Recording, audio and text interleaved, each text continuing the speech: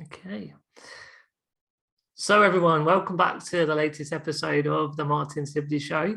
And I'm very, very excited who we're going to be chatting to and what we're going to be talking about today. As you know, as much as disability is the mission and vision, I've always really been powered by. I think personal development has been something I've always been very focused on. I've always have that accountability that I can work on me and other things can then fall into place around that. And I think that journey has taken me to a lot of different places. And thankfully, Kasha, my partner, introduced me to the Gene Keys probably about 4 years ago. But the last couple of years, I've gone really, really deep. And Richard is the creator, the manifestor of the Gene Keys. And yeah, just really, Richard, first of all, lovely to meet you. Lovely to be here, Martin. Thank you for having me on. And I think we've got this sort of nice kind of convergence, really, haven't we, around what your work and the Gene Keys is about, and particularly for my audience to just learn about that. But I think, as we were talking about before, I've really sort of personally had these sort of couple of years of, having been a very happy-go-lucky, full of energy, traveling the world, doing all sorts of stuff.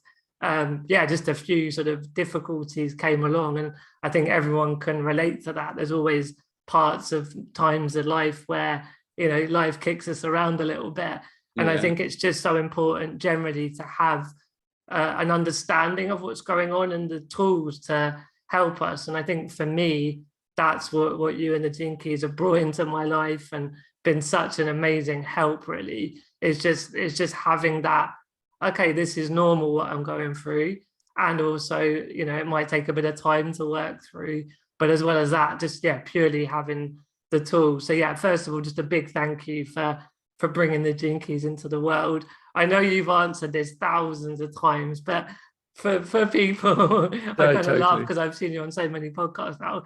But for my audience who probably haven't come across the Gene Keys, it'd be really lovely if you could just share a bit about you and a bit about what the Gene Keys are as well. Yeah, sure. I'll do my best. Well, welcome everyone. My work with the Gene Keys has sort of had slightly mystical origins because I had a big sort of spiritual experience in my late 20s that lasted for 3 days and 3 nights. And in that kind of experience, I sort of received this I call it a transmission. I guess it's like a kind of a download, you could say, in modern language. And having received that into me, it was a very difficult thing to explain because it just kind of, I didn't really know what was going on. I was in an altered state. I hadn't taken any drugs or anything like that. And it just was a spontaneous thing and lasted a long time. 3 days, 3 nights. I didn't sleep. I was just in this field of expanded awareness. And then I went on a little journey in those 3 days, an actual physical journey as well, just following this kind of inner voice. And I was shown and taught lots of things, and I kind of remembered lots of things. I guess as a way to say, I remembered my soul at a very deep level. I remembered my eternal nature as well. Like, that's quite a hard thing to kind of explain. And then I came back to Earth, and I was back in this sort of, my Richardness, and I spent a long time trying to figure out what had just happened. I didn't really have, there was no form around it. It was just stuff that had entered into me, and I kind of went into a period of struggle, actually, as where I kind of thought I was losing it, and there was a time where I kind of thought I was the Messiah. That whole sort of phase. As not kind of literally, but I just thought, like, wow, I'm here to, It went to my ego a bit. Yeah. And I went through these various phases of just kind of dismantling my life and not really knowing what to do with my life, because I had this information. It wasn't really information. I had this sort of this kind of experience, but I didn't know what to do with it. And then slowly, over a period of years, 7 at least years, I started to assemble a kind of structure, and I started to write a book, based on the Chinese I Ching, which is an amazing old text, like that's kind of a magical text, but a very, very sort of, thousands of years old. It's been used in China for a kind of oracle and for ways of mapping the seasons and cycles of life. A really extraordinary book.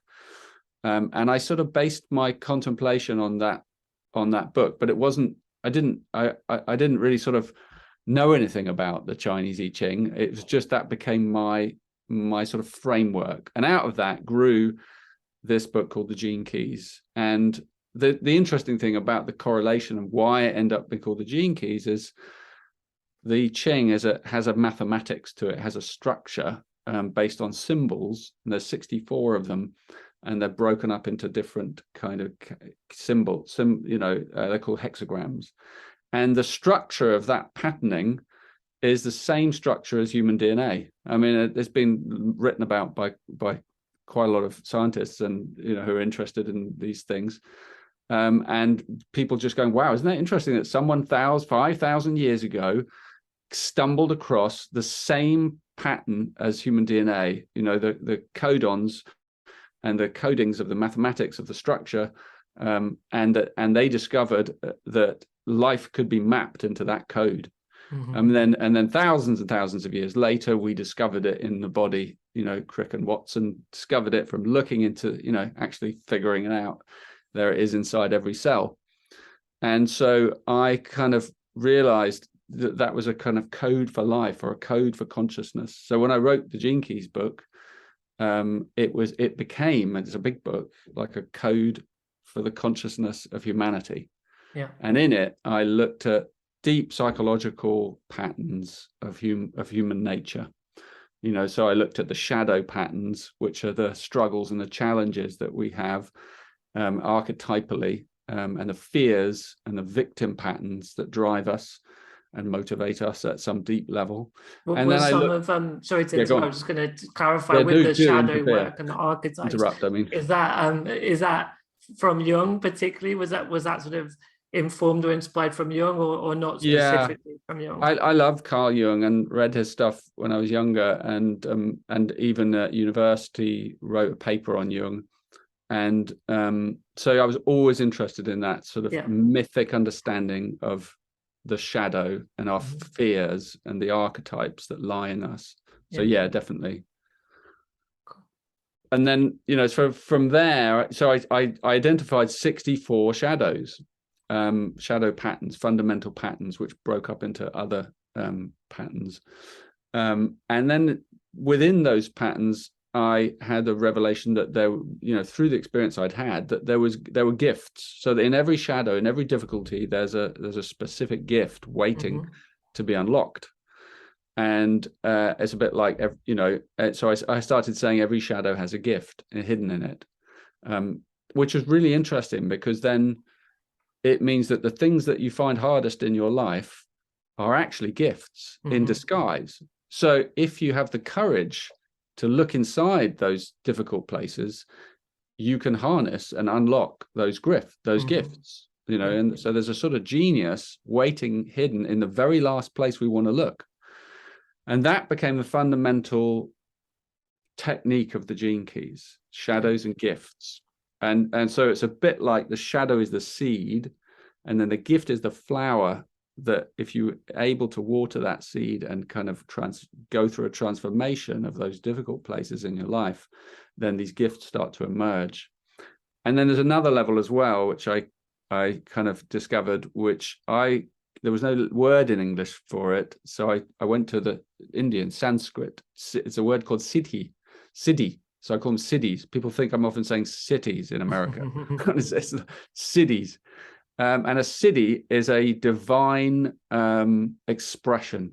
It's like it's a superpower in modern language, So inside every gift is a superpower. So if we go on evolving, then there's actually something. A superpower might be unconditional love, or it might be ecstasy, or it might be deep peace. These are like the deepest highest states of transcendence that humans have access to. Yeah. And they're latent. The whole idea is that they're latent in our DNA. So you have the seed and then the flower, and then the seed is the fruit. You know, it's like the flower then drops another seed, or it burgeons into a fruit. So that then became, you know, a whole language, a kind of neuro-linguistic language, the gene keys, of helping different people go through working with their shadows, working with their challenges in life, and seeing, like many people in your community have, as you have, as far as I can tell, have discovered gifts in your disabilities. Yeah, and there's this. And thank you for sharing that. Story, right?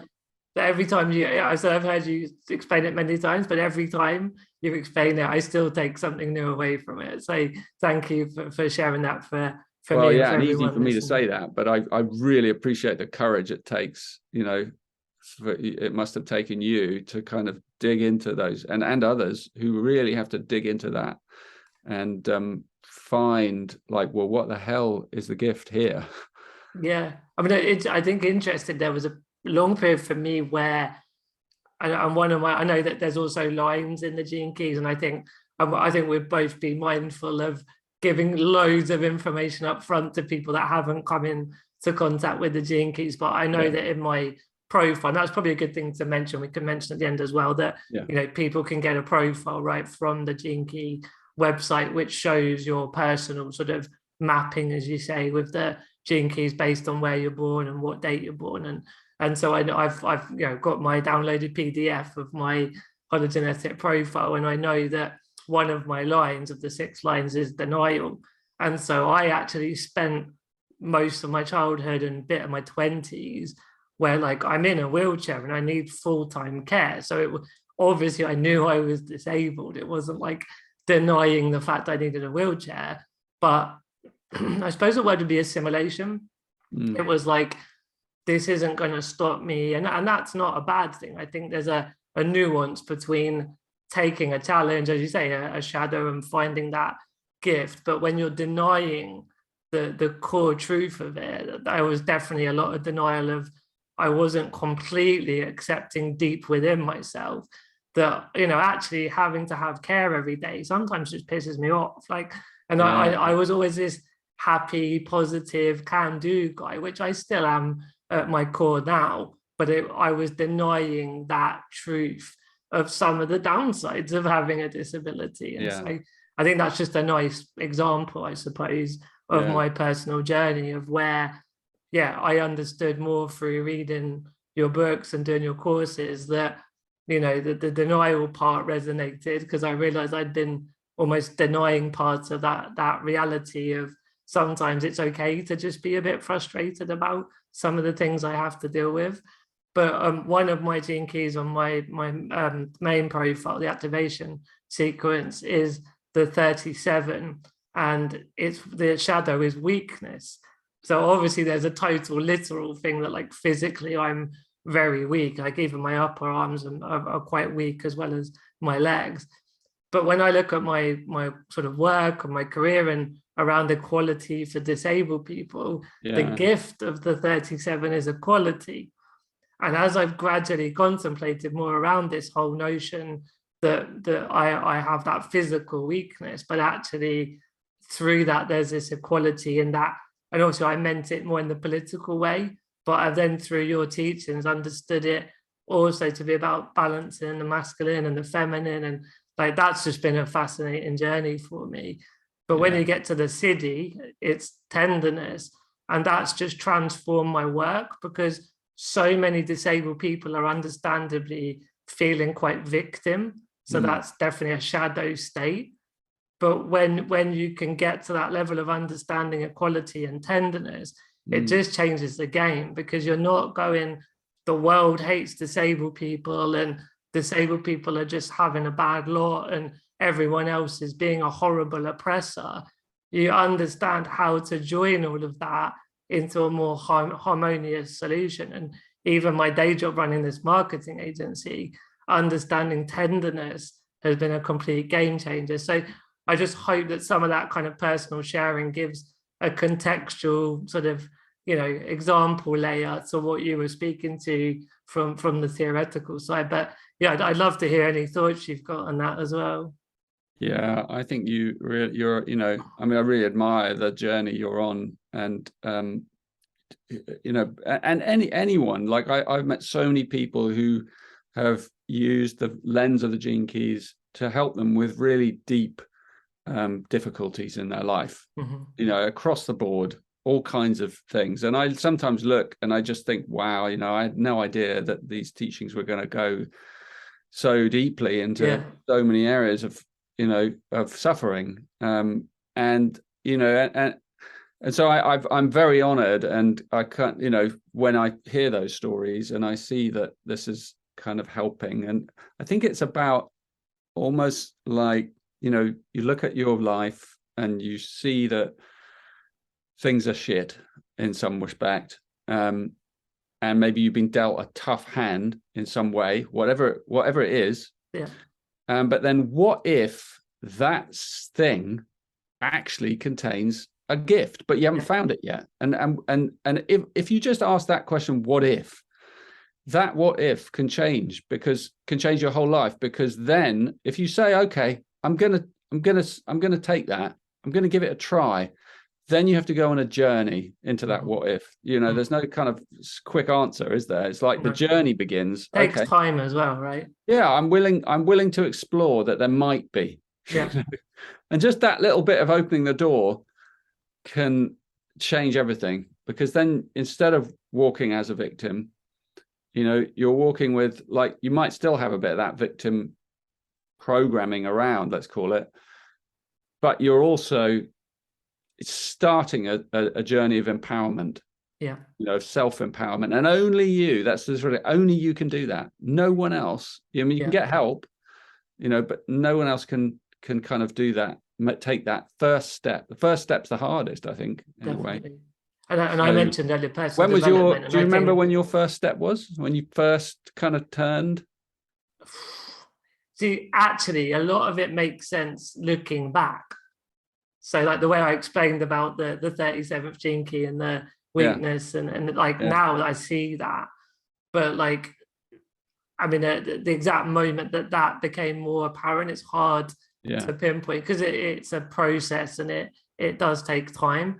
I mean, I was going to speak to that broader personal development topic, which I think that word has so many connotations in and of itself, right? But when I look back sort of from, about being at uni to probably 5 years ago, my sort of inverted comma personal development books and courses were how to look after my body. So great, I'm not that should be part of the puzzle.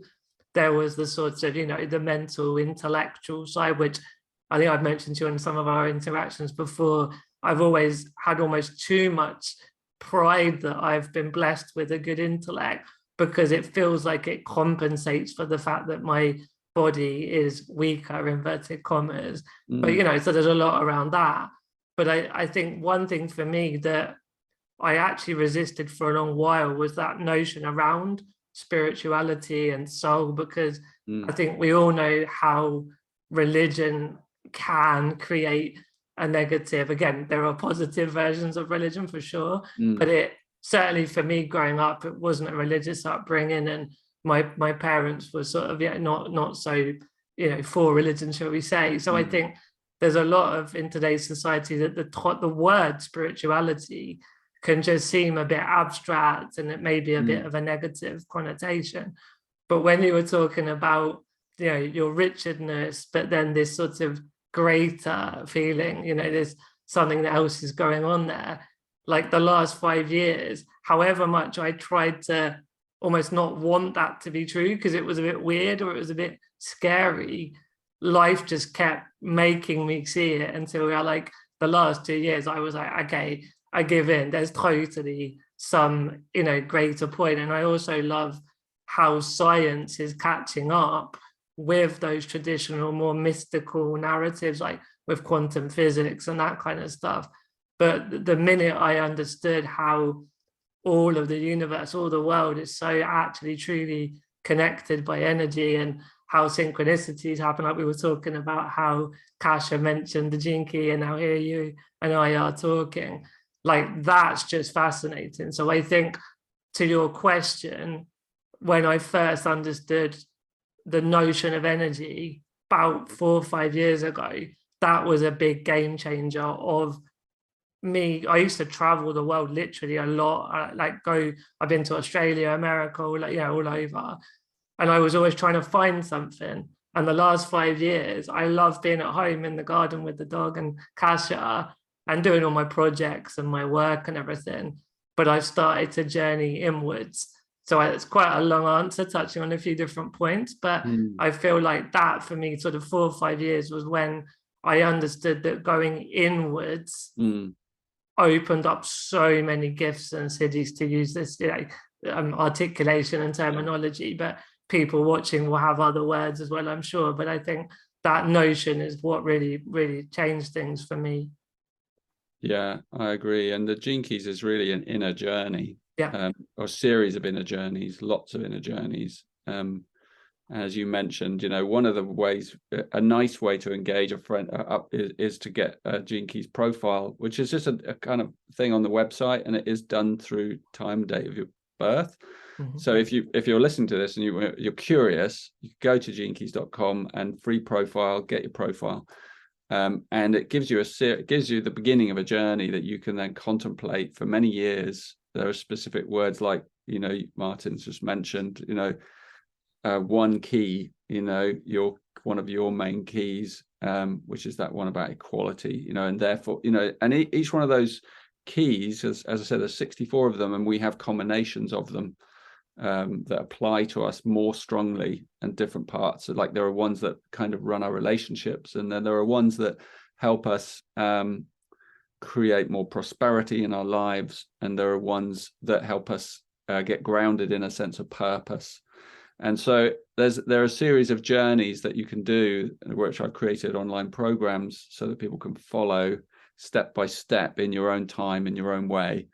And that's a way that you can engage with these teachings on your own, or with a friend, or with a group of friends. A lot of people do it like that because it's very it takes time. And as you know, because I think you've read my book on contemplation. I was just about you read my mind. I wanted to mention that as well.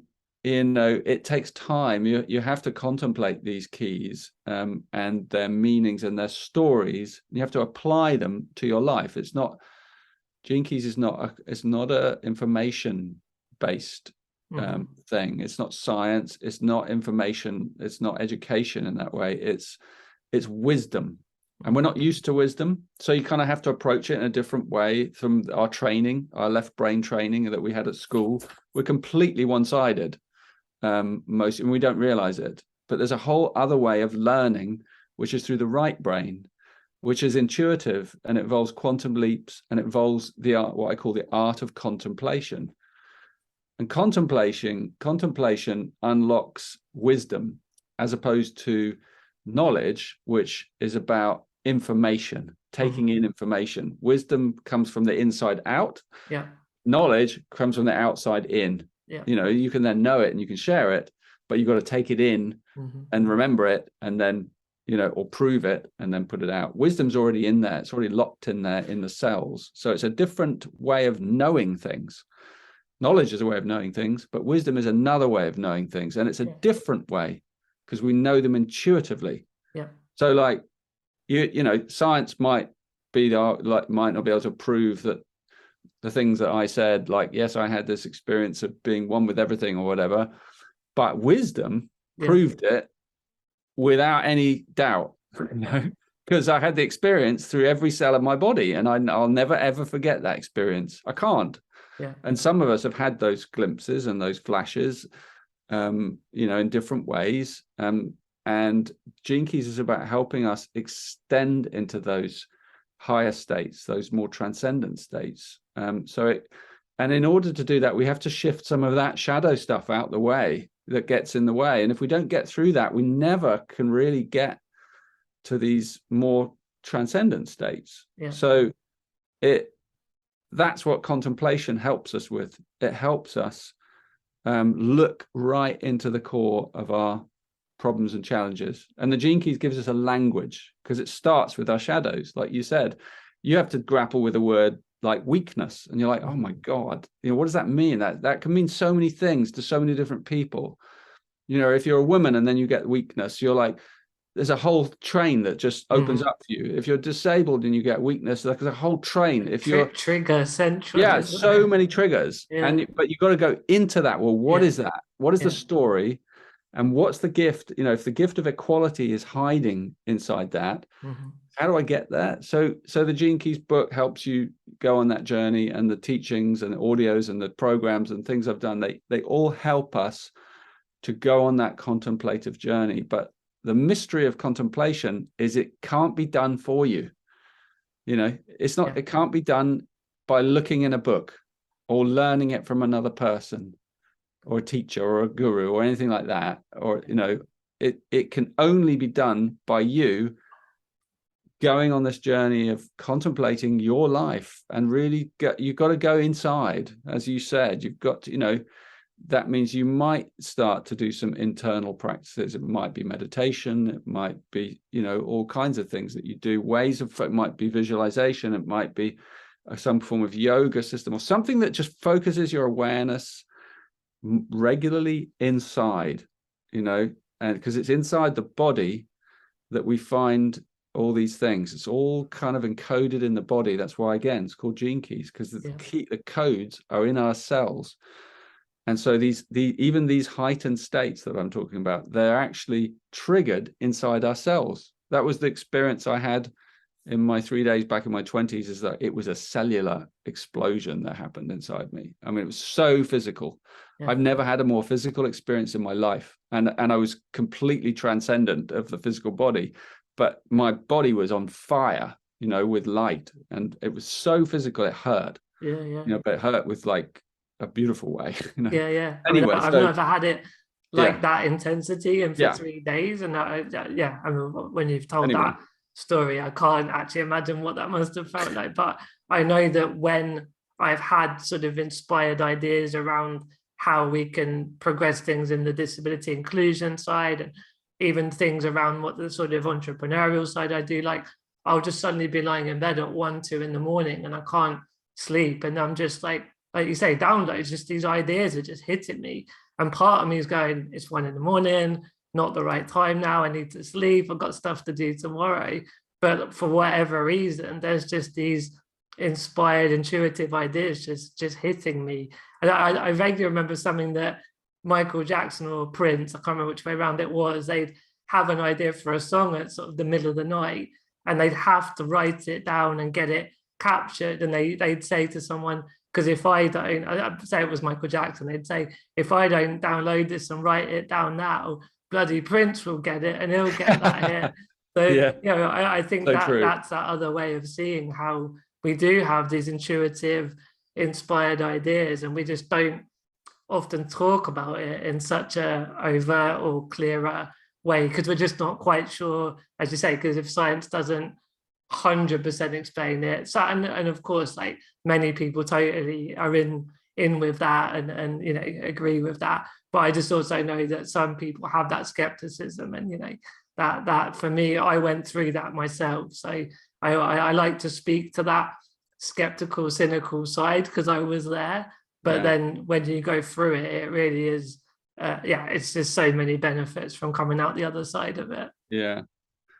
It's true. And like even some of the top scientists of the world, whether they're quantum physicists or like pure mathematicians, and who've gone to the furthest extent where logic can take them, have discovered inside themselves very deep mystical understandings, and which they through when you go as far as you can into one area of mastery, you often kind of reach right into the core of truth.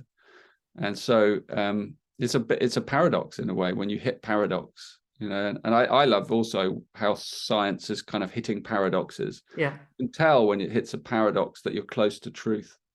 But the other, the way of revelation, the way of contemplation is about going beyond the paradox, so you actually step beyond. And this has been taught in places like India for millennia, through these systems of meditation and yoga and China, and these that's where these ancient teachings have come from the East. And obviously we have our versions, from Catholicism and Christianity and all those things, and Judaism, which also kind of take, those big religions that have at the core of, and Islam as well, have at their core deep practices, internal practices. And a lot of those have been obviously kind of sort of calcified into rituals and things. But in their essence, long ago, they were deep internal contemplative practices. And many people still, there are still many people able to use them in that way. Yeah. But obviously a lot of them have been hijacked by the kind of big religion movements. Which we see earlier in politics and in business as well. It's money and And to your point about going in our left brain, right brain, it's almost that gradual possible convergence of East and West on the globe. So I also find that fascinating, that what we can experience in ourselves is often mirrored and playing out on that global scale in some ways as well. So honestly, Richard, we could talk all day about this stuff. It's so fascinating. I think we'll start to draw it towards the end. I think the one thing actually I wanted to say from that place of tenderness and inclusion, and you and I are going to have a chat a bit later around looking at how the gene keys can be more accessible for certain types of people with different disabilities. I'm going to share a couple of links with this podcast to a couple of courses that I really recommend to my community. But I think a call out to the community just here is to say, if you experience any barriers, just let me know, and me and Richard will sort it. I think that's the best way. But I'd also just love to hear your thoughts, almost from, I know you want to be inclusive to everyone with the gene keys and inclusive to disabled people, and I think it'd just be good to sort of hear, from your perspective, approaching that. Do you have a sort of a worry or a fear around if something isn't accessible? Because I see it every day at Purple Goat, all the brands, all the clients we work with, and I just love to get your sort of perspective on how you're having met me and engaging in the topic of disability and accessibility, how that feels. Does it feel a bit uncomfortable at all in any way? No, actually it feels thrilling. To be quite honest with you, I'm really thrilled and excited to go on a bit of a journey with you and sort of dig into I don't, it's I as I said to you earlier, I will have blind spots, and so will my organization and my team, but we would love to explore how we can have how we can bring the gene keys into more deeply into disabled communities and all around the world, just to make it more accessible. So I'm looking forward. I'm here with a beginner's mind, basically. Which I know you were a proponent of in all of life anyway, right? Every day's a school day, right? Exactly. Begin fresh every day. Yeah. And that is actually part of the nature of the Gene Keys teachings. You don't come in with all this information. It's about emptying all that out. And that's what contemplation really comes to, is you empty it out, and then what you find in there is you find truth, and you find revelation, you find breakthrough, epiphany, insight. Things come to you because you're clearing the space, because you're clearing out your mind and the clutter of your mind. And contemplation is an easier practice than meditation as well. Meditation, lots of types of meditation, but contemplation is something you can do at any time. You can do it while you're running, you can do it while you're swimming, you can do it while you're sitting, you can do it while you're doing nothing, you can do it as long as your mind is sort of free. There's a certain sense of freedom. Listening to music, all kinds of, you don't have to go into a sort of formal it's much less formal, and I describe it in my little book, contemplation book. And I love that book. Yeah, that was another breakthrough for me. Was good. I was doing the old back-to-back, busy, pandemic Zoom calls morning till night, and we've all been there. We all did elements of that, but part of the challenge the last couple of years, I really burned out with the growth of the business. And I realized it was because I wasn't giving myself pauses in the day. And ultimately, the biggest part of contemplation is just having those pauses, right? Which, as you say, the book explains beautifully. So I definitely recommend people that as lots well. of ways of pausing. Yeah. I love your one about lingering as well. I've started lingering more, and it's good. We'll leave that as a teaser for people to go learn, go find themselves what it involves. But brilliant. Yeah, so I think in a way, there's a call out. If you just engage in Gene Keys the first time and there's any barriers, let us know, and we'd really love to help, overcome those barriers. And maybe you've been in the Gene Keys for ages and you have a disability, you want to share your experience, would be really cool to hear about. And yeah, as you say, who knows where it leads? Maybe there are sort of focused, sessions or whatever it might be that, disabled people can start to share their experiences of the Gene Keys, and who knows where it goes. So it's quite, I'm with you. It's thrilling is a good word for describing how I feel as well. Anything else you want to say before we wrap, Richard? I guess one thing, which is, if you, in case you're a bit confused or you don't really know what we've been talking about, just to sort of capture it really, is that the essence of this work that I'm doing is actually love.